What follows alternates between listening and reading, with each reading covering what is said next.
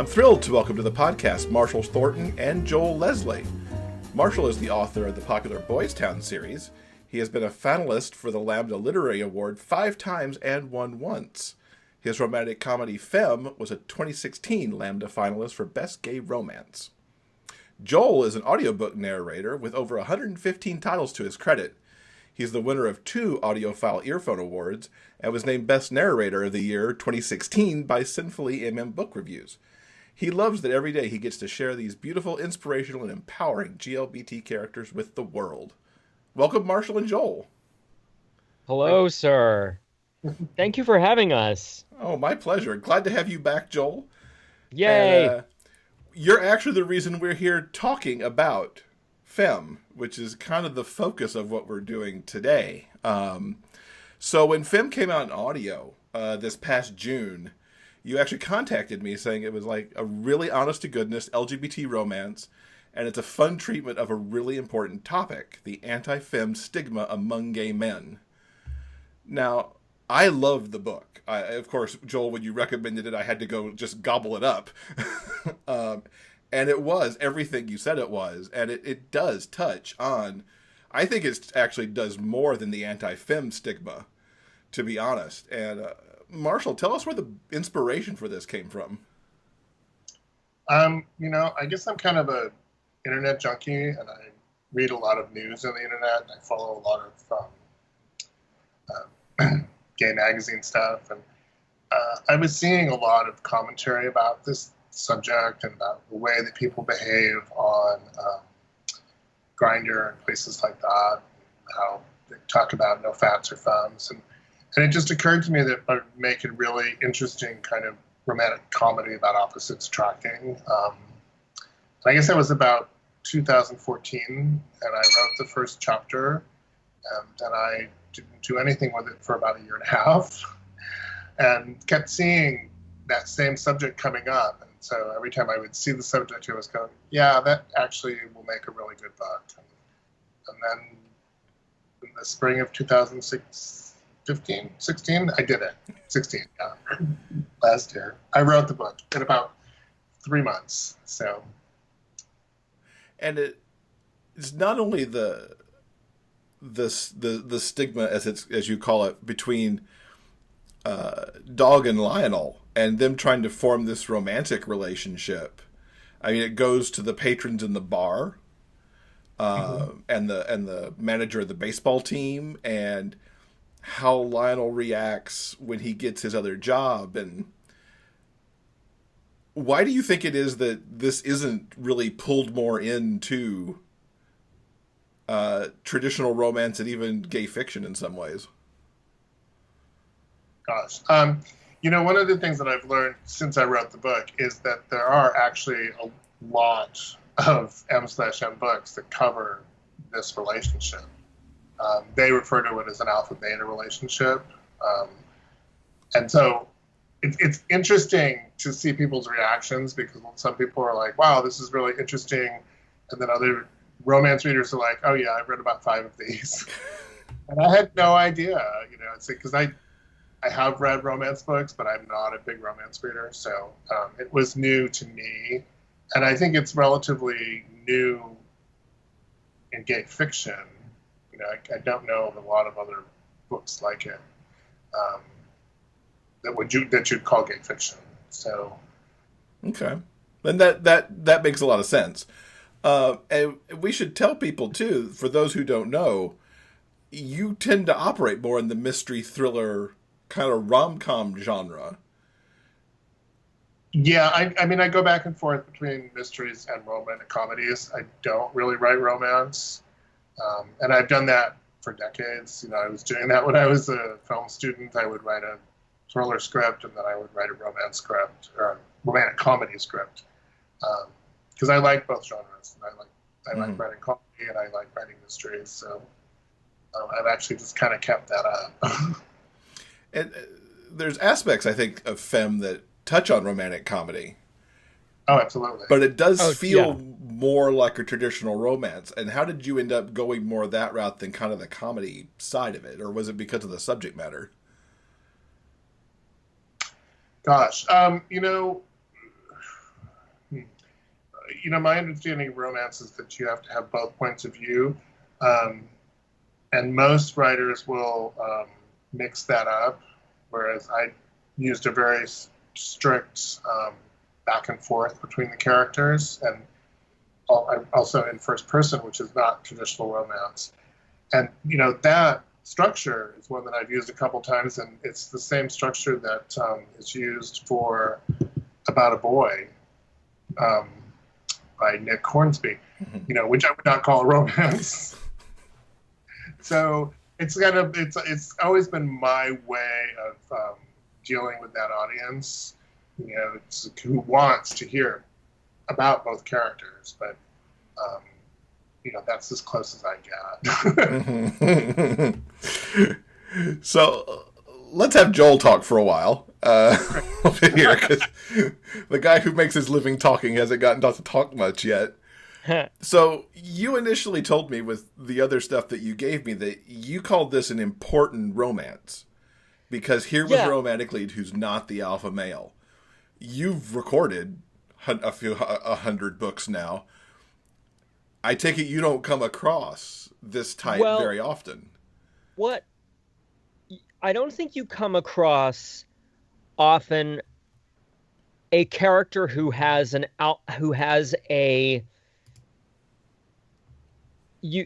alpha beta thing that Marshall was talking about. I mean, that comes up a lot when you're narrating like shifter fiction and stuff like that, when it's very, but what you don't end up with is an effeminate character who is a dominant personality, who is comfortable in their own skin and really kind of functions as a hero in the book. And that's amazing. I mean, I think what was I love doing the male-male romance that I do. But it is a different animal. And very often in male-male romance, you're ending up with the personalities of basically two alpha males that just happen to kind of come together. When everyone is very often versatile, and that's kind of, it's a different sort of thing. But this really spoke to me as something very true. And the character they just jumped off the page, and they just kind of like grabbed me, and it felt like something I didn't get to do very much of. I don't, I wish there was a lot more LGBT, like actual LGBT fiction versus male-male romance that was out there in audio. And it doesn't come across my, desk very much. And what I loved about this is a true LGBT novel by an amazing gay writer. And it is incredibly moving, and it's very romantic, and it's very funny. And it's a romance, but there's not like sex every page. It's not, it's not an erotic romance. It's sexy, but it's not like, there's 3 sex scenes spread throughout the book, and you can sort of anticipate, it was very exciting and very different. And I felt like it was it had a really interesting message, and one that I've seen people in my life that I care about and friends deal with. I have, one of the people that I thought of immediately is I have a friend who's this 6'5" guy who actually works at Animal Kingdom at Disney, and he wears like makeup to work every day and has like incredibly fierce eyebrows, and like he's not in drag at all. Like it's very gender fluid, but and he's a top, and it's very interesting that he has people make fun of him all the time on Grindr. Like, I don't believe that that's what you are. Like, and having a friendship with him made me really go, wow, I get who this is. It hit a personal place for me just because of this friendship. So it was very interesting. Mm-hmm. And it's not, to me, like when you told me about this book, what kind of flipped it on its head for me is that while Lionel is Femme, he is, Don't give it away. Don't give it away. But yes, he is. Well, you kind of alluded to it a little bit, so I don't think I spoiled that. No, that's true. Marshall may want us to cut that out, but no, that is also really cool. Like, there's so many. It's those people don't get represented in fiction. Yeah, and a lot of that because of a lot of that in the male romance community, which is mostly what we do, is probably because that's not as strong of an appeal to female readers, which I totally understand. I mean, because that's a huge part of that market. So this was a very different book, and it's really touched people. Like, it really has surprised, and I've had people have really strong reactions to it, which is so exciting. I mean, it's beautifully written, so of course they do. But and let's talk a little bit. Oh, go ahead, Marshall. I would describe the book as being analogous a little bit to chick lit, more like the relationship between chick lit and romance is kind of what's going on here, and so those two genres have huge crossovers, and I think that a lot of M/M readers would really like the book, and it is different in the sense that it's follows a different path and is much more in the romantic comedy zone and the chick lit zone than a strict romance. And I think that really has to do with the character growth is much more about personal realization. This is the way I describe it. For me, the difference between a romantic comedy and a romance is that in a romance, love conquers all. And in a romantic comedy, love is the trophy, love is the reward for learning a lesson. So, I mean, it's a slight difference, but that's really cool. Well, and I've had people have very strong reactions to these characters. Marshall and I have talked about this, and I had some, one reviewer in particular who's a very smart, very good, very prolific reviewer of LGBT fiction. She had like this huge response to Dog, and just thought he was basically a douche. Yeah, and he is. I mean, he does douchey things. I mean, the really interesting thing for me with that is that it never crossed my mind that people would say those things about him. When I wrote the book, and in looking at those comments, which I see every so often, I wonder sometimes if it isn't what their experience of being in the closet is and how closely they can relate to it. Because for me, it was just automatic that, people do incredibly douchey things when they're struggling to get out of the closet. Exactly. Mm-hmm. It was the same thing with me. It was just kind of more like, smack your head, ugh. Like, you felt bad for him. I felt bad for him because it's just sort of so wild, that kind of curb your enthusiasm, like, oh God, I see it coming, kind of, rather than, but I do think I think you read this book in a very different way if you've had to go through that journey. I think he's a much more sympathetic character in some ways, and I think, again, something that isn't really explored much, certainly in the books that I've come across that I've narrated, that sort of journey. Yeah, he does have a very interesting journey through the book from where he starts to certainly where he ends, and it's one of those things, like, there's so many things going on here because there is the romance, and there's Dog's story, and there's Lionel's story away from Dog, and then there's the baseball team. And what was your process for threading all this together and giving everything kind of the right balance?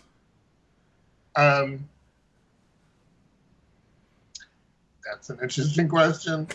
It reminds me of when I went to film school at UCLA at screenwriting, and one of my instructors said, you have to learn all the rules and then you have to forget them.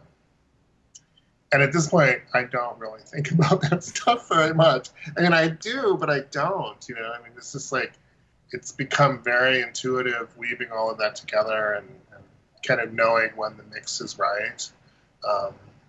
I do rely a lot on my training in screenwriting, because it's a great education in story, and weaving it all together is just, that's the job. do you that's very true. Are you somebody who like does the elaborate outlines and does the elaborate plotting, or is it I'm starting here and I'm going to end here and I just fill it in as I go? I don't have the patience to that. And I do a little writing for Screenwriting U magazine, and I just wrote an article on how to write fast. And I do recommend that people outline, but unless someone's paying you, don't get too involved with it because nobody's going to see it. So what I do is I start to outline, and then I get impatient and I start to write. So I have this incredibly half-assed, incomplete outline when I start. And then I get to a certain point in the book, and it's like, okay, I need to stop again, and I need to outline the next section so I know where I'm going. But, you know, it's kind of, it becomes very intuitive after a while. Mm-hmm. I mean, I think I've put 17 books out, so you get very used to doing it, and thinking about it. And it's interesting, you know, sometimes you'll hear writers talk about, well, the character told me to do this. And I don't really think of things in those terms, but you're building a story, you know, you're constructing something. So when you've started in a direction, you have to continue in that way. And so whatever you've built before, you either have to build on it or go back and change it. Mm-hmm. So does that answer your question? I think it did, yeah. How did you two come together for the audio version? Was it as simple as it turned up at ACX one day and you auditioned for it, Joel, or was it a little more? It was Haley. It was Bizarrely Haley. enough, right. It was Haley, right? Well, actually, I did not put this book up on ACX because, you know, it's my 8th audiobook, and so I knew the kinds of auditions I'd get, and I just had this cringing thought about all these people sending in terrible titles. And I was listening to Haley's book, the second Skylar Fox book. And that's when I heard Joel, and it's like, I immediately thought, oh, well, he can handle all these voices, and, you know, it doesn't sound inauthentic, as so many of the narrators on ACX would in this case. And so I contacted Haley, who I'd met several times when I lived out in California, and then I contacted Joel through her. It was funny because when he contacted me, I was in New York at the time for a big audiobook convention that they have, and I was already overbooked, and he contacted me, and I was like, ugh, not sure I can do this. And I was like, and we went, and anyway, we were in New York, and I was in the hotel room, and I think I read like 4 pages of it, and I was like, oh shit, I have to do this. There is no possible way I cannot do this. And Rich was so mad at me because he controls my schedule, and it's just, I'm like I always am like, can you just spend the space-time continuum to find me another 4 days to do? So, but I just loved it so much straight away, and I had to do it, and it was, and I was so thrilled to be asked. It was interesting because he kind of clearly in Skylar, there's a character called Jamie who's rather flamboyant. And one challenge I had once Marshall came to me via that route was I really worked hard to make sure they weren't the same person. I didn't want them to have the same voice. So that was fun. But again, like duo first person, that is audiobook. That's tough. It's hard when you've got 2 male voices back and forth and you're not using two different narrators, you know? So as you were trying not to sound like Jamie, and I could tell you, having heard both of the books, you're nothing like Jamie when you're Lionel. How did you find Dog's voice and then the nuances with Lionel to make him not Jamie? Lionel is much more. I think Lionel is less of a kid than Jamie is. I think Jamie is kind of inside a 6-year-old. And I think Lionel has a lot more survival kind of. Jaded's the wrong word, but I think there's a lot more bite to Lionel just as a survivor. And so that helped. And then, you know, I knew once I found the sort of range for Lionel and what that rate of speed was, and that he was a quick thinker and stuff like that, that I needed to kind of find something that would, with my own voice, still, you know, Lionel is a little bit kind of like me on like 12 Red Bull. I don't know that I want to see you on 12 Red Bulls. No, just to say. It's so funny. I don't drink, and I'm one of those people that people are like, good. But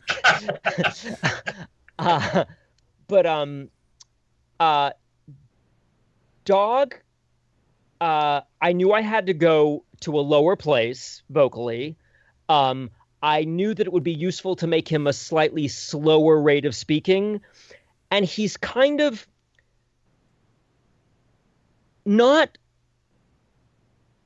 he's not dumb, but he does dumb things. I think he's more, his brain works less quickly than Lionel's does.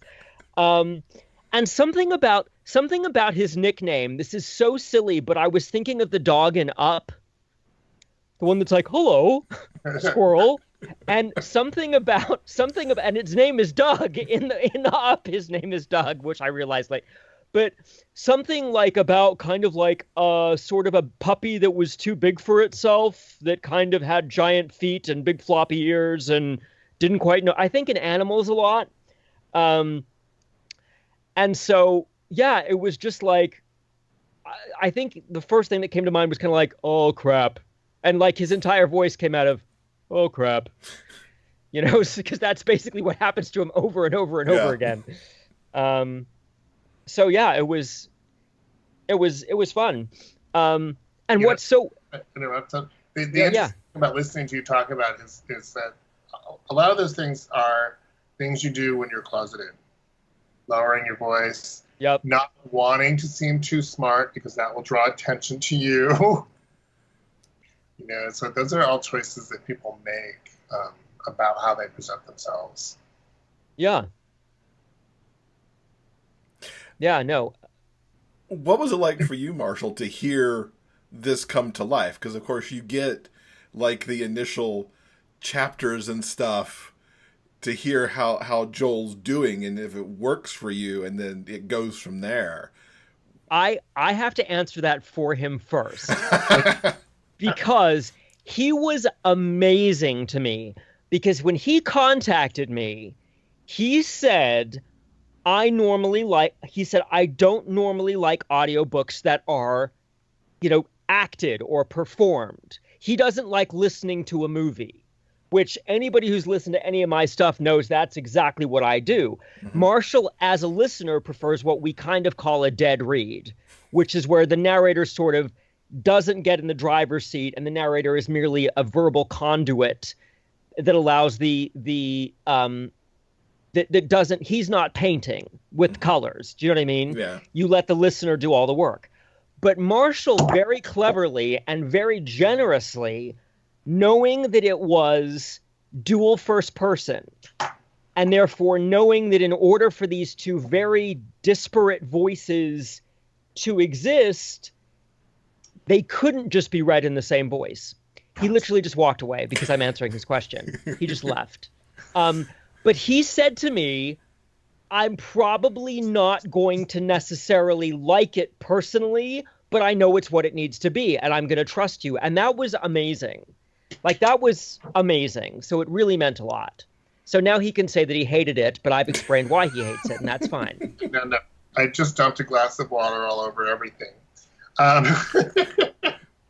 with nothing to do with what you were saying. I'm just clumsy. I made him wet. Now, I'm thrilled with the result. I knew choosing Joel that people would really like it. And, I used to be in theater, and I know that what's in your head seldom happens for a writer. And I didn't even want to try to get that. And I don't even know if that would have been a good decision in this case to try to do that. So, I mean, I'm really happy with the results. Did it change your perception at all of modern day performed audiobooks, or is Joel the exception to the rule? You'd have to, part of the reason that I have those opinions, I think, is that not all narrators can do voices, and sometimes it's better to steer them toward simply doing a good storytelling. It's like, unless you have a kind of jack of all trades, you're not going to get a good result. And I have had experiences where narrators would send me, his characters, and I'm like, no, let's not do voices. How's the reaction been between a romance reader who's, let's say, pick up any of Joel's audiobook titles because they like what he does and they like the genre he's working in, versus somebody who may come into this book without being a regular reader inside the genre? I think that, people identify a lot, I think,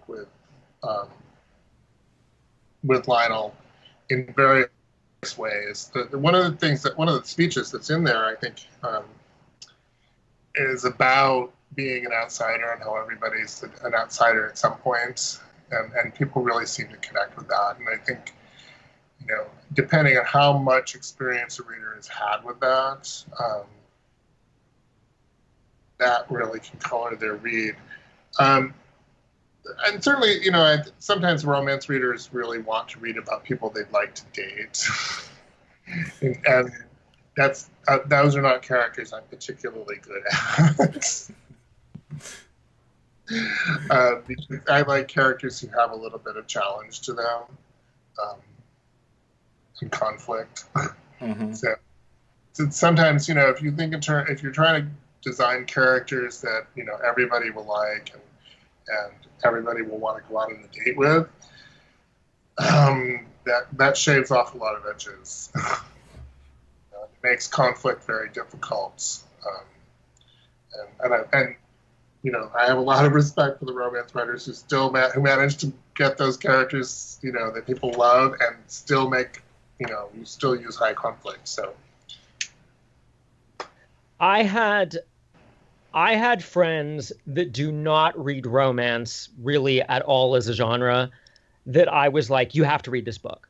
Like, I had gay friends that I was like, this book will mean so much to you and it will touch you and it will stay with you. You have to read this.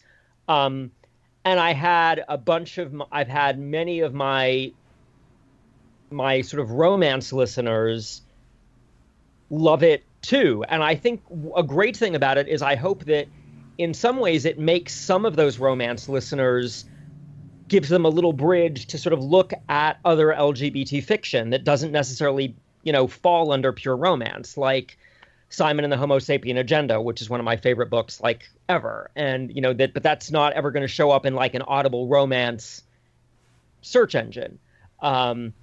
So I think that's really, really cool. And I think what's funny is there's been reviews that have like the headline of the review was like, I want to marry dog. And there's been those people that are like, I want to shoot dog.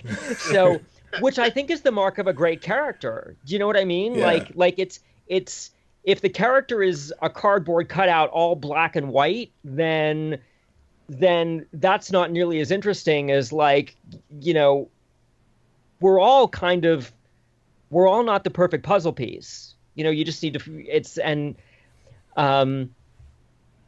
and I just loved it. And, like, really anybody that, I think that what really resonated, I mean, this happens, like, this horrible, like, way that we treat each other and the kind of, like, judgments that we make about one another within our own community, where you kind of feel like we should sort of, like, all be on the same side and look after each other and be supportive, you know? Like, you know, there's a website called Douchebags of Grindr that you can go onto and, like, look at, but it's like, this is the way people are. It's like, oh, I'm straight, looking for other straight guys. No, you're not. No, you're not. But like, it's very interesting. And, like, you know, people do the same thing with African Americans and with Asians but this weird thing of, like, people who are comfortable enough to celebrate actually, like, their gayness really can frighten people. And that's very, it's such an interesting thing about us. And I think it's important, and it certainly makes you think about yourself and, like, how you adjust yourself when you do anything, you know, what kind of masks we wear. Mm-hmm. Yeah, you know, we don't think about that very much. We don't, I mean, like, gay people, particularly gay men, do a lot of code shifting. And it's so unconscious. You know, it's like in different situations you behave differently. And you see it sometimes in other groups more easily, you know, but it's definitely there. Do we get to see any more collaborations between you two, perhaps, at some point down the line? I hope so. Maybe, yeah. I slipped Joel a book. We haven't talked about it, but I've slipped him something. And Joel looks confused, for those who are just on the audio. Listen, I'm not allowed to look at things. Oh my God. Okay, I have to go back now and look at it again. I'm so excited. Yay. Well, and you're going to be asking soon what we're up to. I have a new mystery series, which I've slipped Joel. Yay! Which is lighter than the Boys Town books. And, it's a little more like a cozy. It's set in the 90s in a video store. Oh, I saw the cover for this on your website. The book came out, like, in July, right? No, actually the book came out September 15th. Maybe the blog post was delayed in July. You know, I think I think the you might have cover revealed, and maybe that's what I saw. Yeah. And there was a pre-sale for 2 months, so. Tell us a little bit about that, because this will be coming out October 2nd, so that'll be out for people to go pick up. You know, it's both of my mystery series take place in places that I used to live. For the Boys Town books, I lived in Chicago in the 80s and use a lot of my memories for that. And this is set in Silver Lake in California, where I lived in the early 90s. And so I gave my character a video store, which is actually really fun to work with as a mystery writer, because he has access to a lot of information about people. Indeed. I used to work at a video store, and yes, we do know a lot. Well, I may need to send you some questions. But it's a cozy, so it's an amateur mystery kind of thing. And then this book, the first book, starts on the second day of the LA riots, which I remember very well, and I incorporated some of my memories of what that was like. And, you know. Yeah. So, and I'm already working on the second one of those. Which cool. will probably be out in January. And in the middle, there's a Boys Town books coming out for Christmas. Oh, fantastic. We'll definitely link people up to Night Drop in the show notes so they can go pick that up. I love the cover. I'm like, that's a video store. I may have to read that. Video store in the 90s when I was doing it, too. So. Okay, well, any corrections you have sent to me personally, don't put them in the review. Oh, of course. Yeah, wouldn't do that at all. And how are you adding to your 100+ titles, Joel? What's coming down the pike for you in October and November? I have been doing a tsunami of titles for N.R. Walker. They all kind of hit at once. I just had the third Red Dirt Heart come out for her, and then we have a book called Switched that's about to come out, and then another one that is so great. People that liked Femme will love this book because it's a similar kind of tone. It's called The Weight of It All, and it's amazing. I have my first Jordan Castillo Price book coming out that I'm crazy excited about. It's called Hemivore. It's a vampire book. It's awesome. And another one that should be coming out really soon that meant a lot to me. I campaigned for this book. It's the first YA. Is it Harmony Inc.? Is that what the Dream Spinner? Yeah. It's their first YA title that they're putting out on audio. Oh, fantastic. And I went to Elizabeth and I was like, please, please, please, we need to get these stories out there. You know, they're really important for people to have access to. And I love this story. Can I do it? And she said yes, which was so awesome. And it's called Mad About the Hatter. It's Alice's brother ends up in a tryst with the Mad Hatter, and it's adorable and wonderful, and I get to play all the characters in Alice in Wonderland. And it's written by Dakota Chase, who is also Kieran Kelly, sort of. It's also Kieran Kelly. But it's brilliant, and it really was a treat. I think it's one of the best things I've ever done just in terms of performance stuff. So I'm excited about that. Fantastic. That's a good agenda that you both have coming up. And what's the best way for our listeners to keep up with you guys online? I'll let Marshall go first because I realize I left you both going, who, me? Me. I don't know. Actually, if they go to InstaFreebie, they can get a free story, a free prequel to the Boys Town books, and that signs them up for my newsletter. Fantastic. And Facebook is probably the best way for me. Twitter is Joel Leslie Fro, Fro. But Facebook is Joel Leslie Frumpkin, and I'm constantly posting on there and about whatever's coming out and reviews and stuff like that. So that's a really good way to stay in touch. All right, fantastic. We'll link up to all those things, plus the books we talked about. And thank you both for coming on and talking about this wonderful book, Femme. Thank you. Thank you for having us.